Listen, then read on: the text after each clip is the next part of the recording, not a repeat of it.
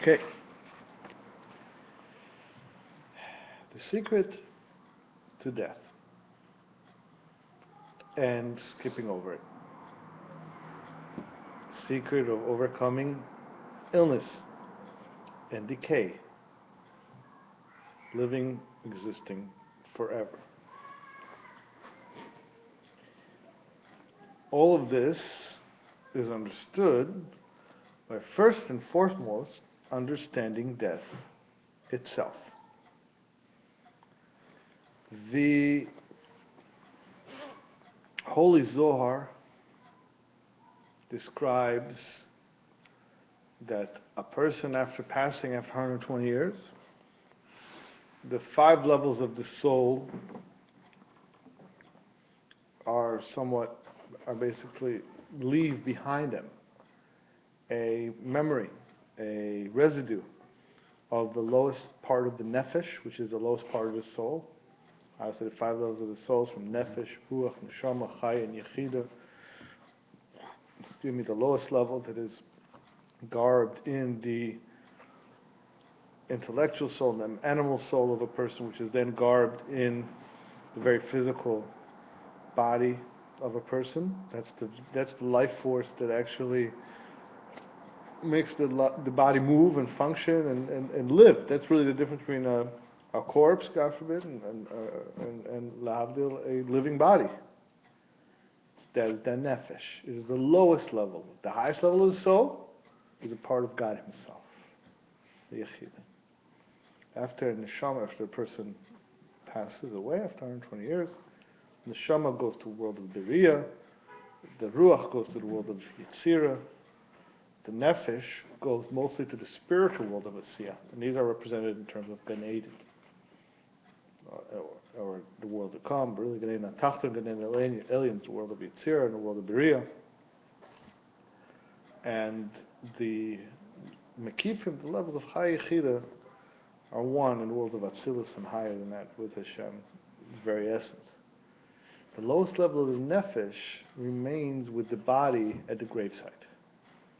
And as the flesh decays, or even by tzaddikim, sometimes the flesh doesn't decay at all. So whatever the body is, or at the very least the bones, in the bones is the nefesh that never really leaves this world.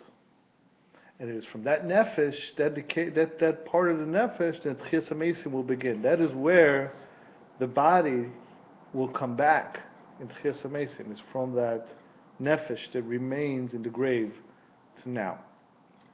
Now, this was just dessert. The Arizal explains, when he explains what the Rapach Nitzutzim is. Now we're talking about, when we talk about the Mekifim of Tohu and all this, we talk about the Rapach Nitzutzis all the time. There's a certain basic understanding of what they are. If you go deep into the mysteries of the Etz Chaim, of Kabbalah, the very inner mysteries, you start understanding what these Rapach Nitzutzis are, in fact. These Rapach Nitzutzis are the equivalent of that Ruach that is remaining in the grave with the person after he passes. And that is the source of all the worlds. Which means the worlds that we see around us, all of time, space, both spiritual and physical, is only coming from these Rapach Nitzutzis, from these.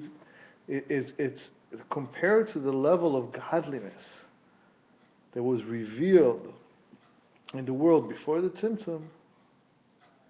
What we know of the world now is dead. It's death. Oh, sorry. Strike it. Not before the Tzimtzum. Before Shviras HaKelim. Before the Shviras HaKelim in Shem Sag. Sorry. And when we talk about, this is why when Mashiach comes, these Rapach Nitzutzis are rectified. It means that through the body, through the dead body of the world, you're breathing the whole neshama back into it. And that is revealing godliness in the world. That's what the redemption is about. It means that We'll talk about later what this is. I'm saying words, even these, they are very hard to understand and they're decoded. But they're words that need to be said in a word. That's why I'm putting them out there.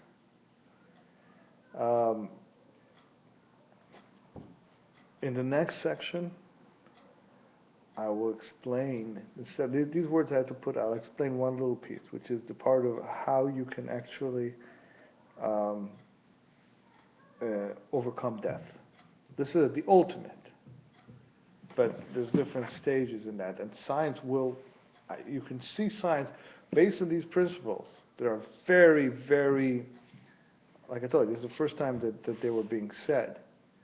Based on these principles, which are very obtuse still and very, very hidden, 20 years from now, science could transpass death, and certainly illness, and this will be a process. Next, I'll explain a little bit more detail.